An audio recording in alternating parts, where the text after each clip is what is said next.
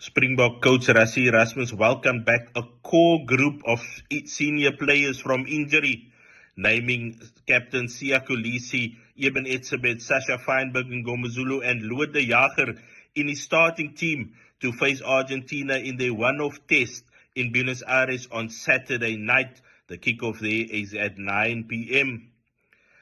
The squad features 13 changes from the team who beat Wales in their final Nations Championship match in Durban.